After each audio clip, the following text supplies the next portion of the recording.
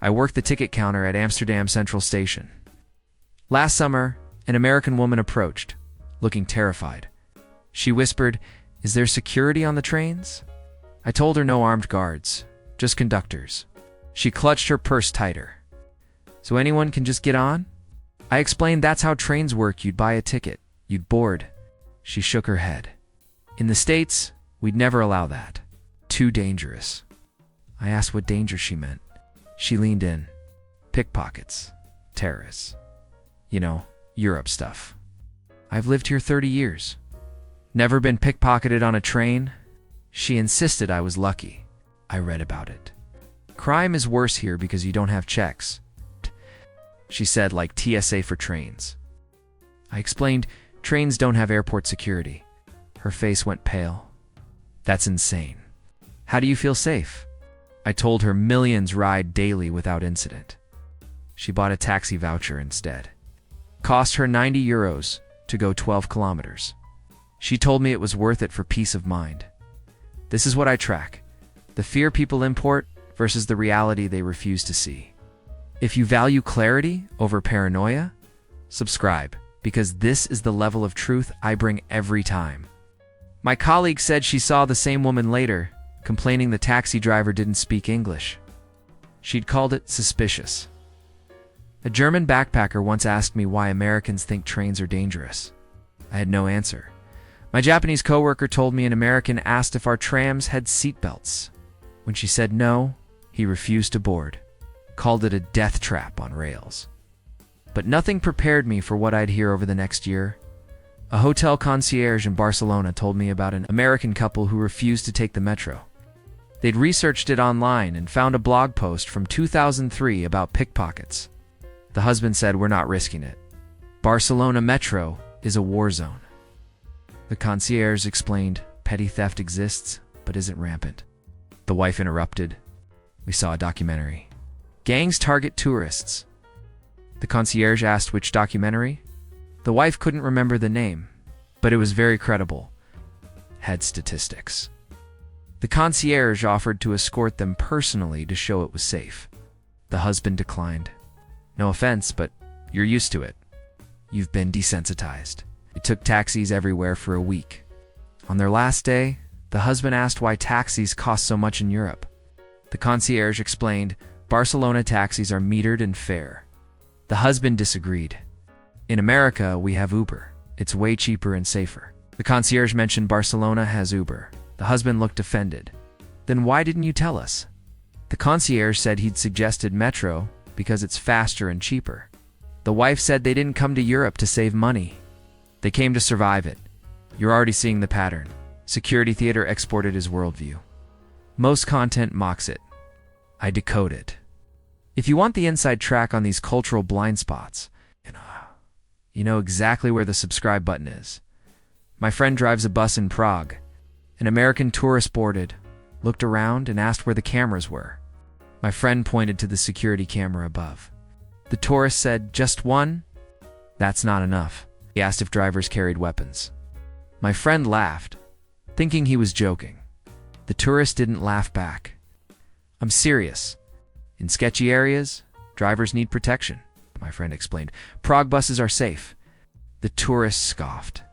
"You think that? But you don't know who's getting on." He spent the whole ride standing near the front, watching other passengers. At one stop, a teenager with a backpack boarded. The tourist loudly said, "Driver, watch that one." My friend asked why. The tourist said, "Just a feeling. Better safe than sorry." The teenager was wearing headphones, scrolling his phone. Did nothing suspicious.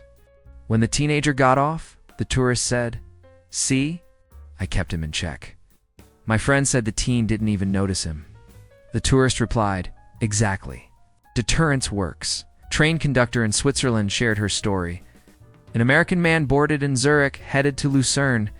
He immediately asked if the train had emergency exits. She showed him the clearly marked doors. He asked if they were tested regularly. She explained Swiss trains meet strict safety standards. He wasn't satisfied. "But what if there's an attack? Do you have a protocol?" She said they have procedures for emergencies. He pressed. "Like what?" Run and hide? That doesn't work. She asked if he'd heard of incidents on Swiss trains. He admitted he hadn't. But that doesn't mean it won't happen. You're complacent. He spent 40 minutes looking out the window nervously. When they passed through a tunnel, he muttered, perfect ambush spot.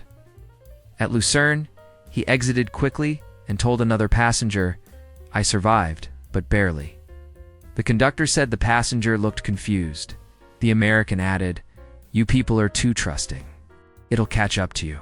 Subway attendant in Tokyo told me about an American who asked if their trains had driver compartments you can lock yourself in.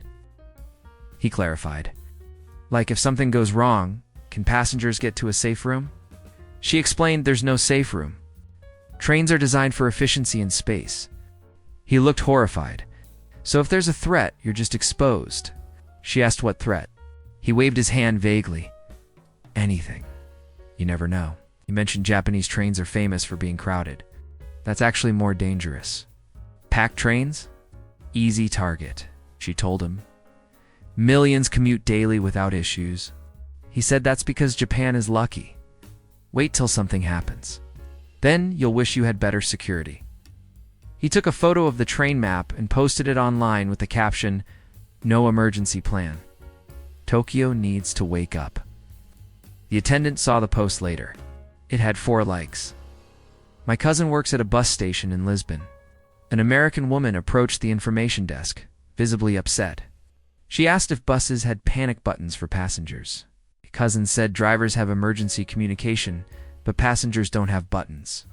The woman said that was unacceptable. What if the driver is incapacitated? What if someone tries something? My cousin asked if she'd experienced something concerning. She said no, but she'd thought about scenarios. I always think ahead. That's how you stay safe. My cousin suggested she might feel more comfortable with a taxi or rideshare. The woman said those are even worse. At least on a bus, there are witnesses. She bought a bus ticket, but stood near the door the entire ride, refusing to sit. Another passenger asked if she was okay. She said, just staying alert.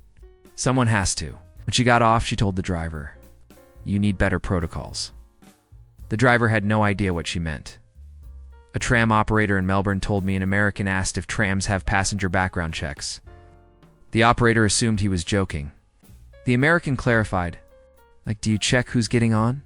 Any kind of screening? The operator explained, trams are public transport. Anyone can board with a ticket. The American said, that's the problem. Back home, we're more careful about who we let into public spaces. The operator pointed out buses and subways in America work the same way. The American disagreed. Not really. We have more vigilance. More awareness. He asked if Melbourne had metal detectors at tram stops. The operator said no. The American shook his head. That explains a lot. The operator asked what it explained. The American said crime rates. The operator mentioned Melbourne as one of the safest cities globally. The American said statistics can be manipulated. I trust my gut, and my gut says this is risky. He rode one stop and got off. Took an Uber the rest of his trip. Left a review online saying Melbourne trams were shockingly unsecured. A metro supervisor in Paris told me the wildest story. An American family arrived at Gare du Nord looking panicked. The father asked if the metro had safety officers on every train. The supervisor said no, but police patrol regularly. The father said that's insufficient. 1 officer per train. That's the minimum, his wife agreed. We saw a movie once. Things can go bad fast. Their teenage daughter looked embarrassed. The supervisor assured them the Paris metro is used by millions safely. The father pulled out a printed article from a sketchy website titled Europe's Most Dangerous Metros. Paris was ranked 3rd. The supervisor asked what methodology they used. The father didn't know. But it's published, so it must be researched. He demanded alternative transport recommendations. The supervisor suggested buses, but the father said buses are worse. Stops in bad neighborhoods? The supervisor suggested taxis. Too expensive for a week. The supervisor asked what they wanted. The father said a metro with armed guards and mandatory ID checks. The supervisor explained that doesn't exist in Paris. The mother asked if they could hire private security to ride with them. The supervisor said that's not a service offered. The father called it a failure of government. In America, we'd never tolerate this. The supervisor said Americans visit Paris constantly and use the metro. The father replied, yeah, and they'd probably get robbed. They ended up renting a car. Got stuck in Paris traffic daily, paid €200 in parking fines. On their last day, the father admitted maybe metro wasn't so bad, but still, they should add security. I think about these stories a lot. Public transport works because people trust it. Millions rely on it daily without panic. But for some, the unfamiliar equals danger. They expect threats around every corner. And when nothing happens, they credit their caution, not the system's safety. You've seen how deep this mindset goes, and this is only chapter 1. Subscribe now, so the next story lands in your feed before the next wave of misplaced fear goes viral. Next time, I'll share stories about Americans who called our food suspicious. One man accused a French bakery of lying about croissants. Another demanded a restaurant prove their pasta was Italian. You'll want to hear those.